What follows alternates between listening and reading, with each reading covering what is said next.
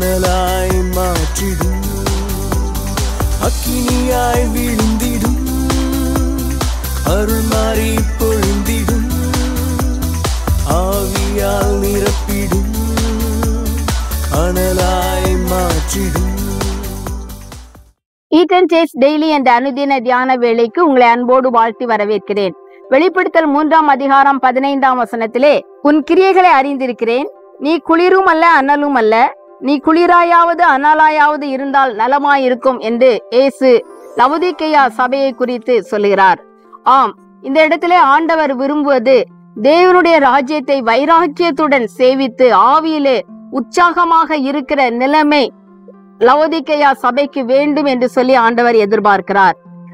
அனலும் இன்றி குளிரும் இன்றி இருப்பது என்றால் வெதுவெதுப்பான நிலைமை. அதை அடுத்த வசனத்திலே நாம் பார்க்கிறோம். அப்படி என்றால் என்ன அர்த்தம்?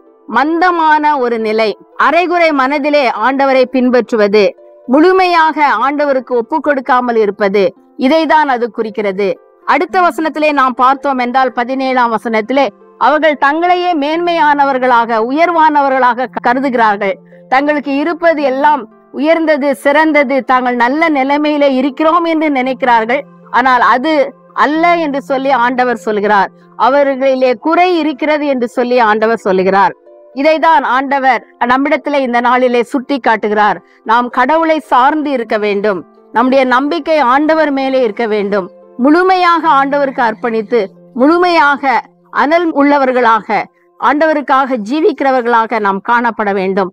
மந்தமான நிலைமையை நம்மிடத்திலிருந்து எடுத்து போடுவோம். ஆண்டவர் இந்த லவோதிக்கேயா திருச்சபைக்கு ஏன் இந்த ஓமையை சொல்கிறார் என்றால், லவோதிக்கேயா நகரம் இவ்விதமான இயற்கை அமைப்புக்குள்ளாக இருக்கிறது. லவோதிக்கேயாவிலே நீர் ஆதாரங்கள் கிடையாது.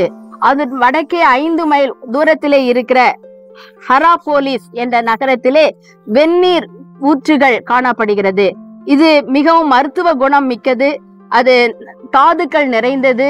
ஆனால் அந்த வெந்நீர் லவோதிக்கேயாவுக்கு நீர் குழாய்கள் மூலம் வந்து சேருகிறதற்குள் அது வெதுவெதுப்பாக மாறிவிடுகிறது. அதே சமயத்திலே லவோதிக்கேயாவின் கீழ்ப்பகுதியிலே 11 மைலுக்கு அப்பாலே கொலோசே என்கிற இடம் இருக்கிறது.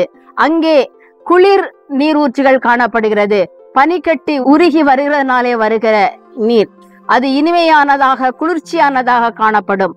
ஆனால் அந்த நீரும் நீர் குழாய்கள் மூலமாக லவோதிக்கேயா வந்து அடைவதற்குள்ளாக அது வெதுவெதுப்பாக மாறி தன்னுடைய குளிர்ச்சியான நல்ல தன்மையை இழந்து விடுகிறது. இதை ஆண்டவர் மனதில் கொண்டுதான் இந்த அருமையான ஒப்புமையை சொல்லுகிறார்.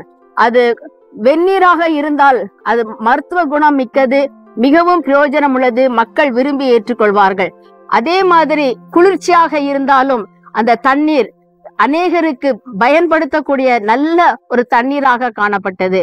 ஆனால் அது லவோதிக்கேயா வரும் பொழுது வெதுவெதுப்பாக மாறி வருகிற மாதிரி நம்முடைய வாழ்க்கையும் ஆவிக்குரிய வாழ்க்கையும் இருந்துவிடக் கூடாது என்று சொல்லி கர்த்தர் எதிர்பார்த்து இந்த ஒப்புமையை கூறி அதை விளக்குகிறார். எவ்வளவு அருமையான ஒரு காரியம்! இந்த நாளிலே நாமும் நம்முடைய வாழ்க்கையை அனலாக இருப்பதற்கு ஒப்பு கொடுப்போம். ஜெபம் செய்வோம்.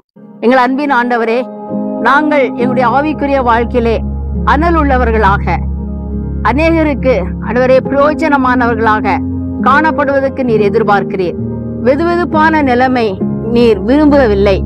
நாங்கள் அவிதமாக எங்களையே சார்ந்து நாங்கள் செய்வது சரி என்று சொல்லி எங்களையே நாங்கள் திருப்தி படுத்தி கொண்டவர்களாக இருக்காதபடி, எங்களை குறித்து நாங்கள் நல்ல எண்ணங்களை நாங்களே வைத்துக் கொண்டு அதன் மூலமாக நாங்கள் உம்மண்டை வராமல் இருக்காதபடி, நாங்கள் எங்களை முழுமையாய் உமக்கு ஒப்பு கொடுத்து நாங்கள் உம்முடைய கிருபை பலனோடு கூட உமக்காக அனலுள்ளவர்களாக வாழ்வதற்கு எங்களை ஒப்பு கொடுக்கிறோம். இயேசு கிறிஸ்துவின் மூலமே ஜெபிக்கிறோம் பிதாவே, ஆமென்.